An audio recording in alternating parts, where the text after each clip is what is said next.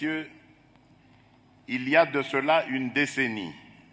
la signature de cet accord-cadre à Addis Abeba augurait de lendemains meilleurs et radieux pour les peuples de notre région. Nos États souscrivaient et décidaient de faire du respect de la souveraineté et de l'intégrité territoriale des pays voisins, de la non-ingérence dans les affaires intérieures des uns et des autres, de l'interdiction de fournir une assistance aux groupes armés ni à des personnes impliquées dans des crimes de guerre et contre l'humanité ou des crimes d'agression,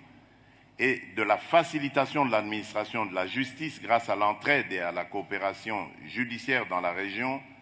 la pierre angulaire de notre action collective, nous autres États géographiquement localisés dans cette région des Grands Lacs africains. À la lueur des objectifs consacrés par cet accord historique, d'aucuns auraient préféré que soit célébré ce jour avec faste les acquis de notre engagement collectif pour une région des Grands Lacs complètement pacifiée. Hélas, c'est avec une profonde amertume et une grande désolation que nous constatons, 10 années après l'entrée en vigueur de cet accord, la rupture de ce pacte collectif par un État signataire, j'ai cité la République du Rwanda, qui, sous couvert du mouvement terroriste du M23, pourtant défait, et qui l'a ressuscité, s'est donné la liberté d'agresser et d'envahir une partie de la province du Nord Kivu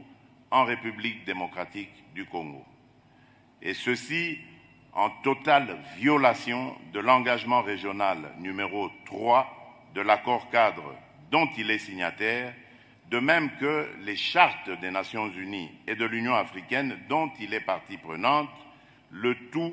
sur fond d'exploitation illégale de nos ressources naturelles.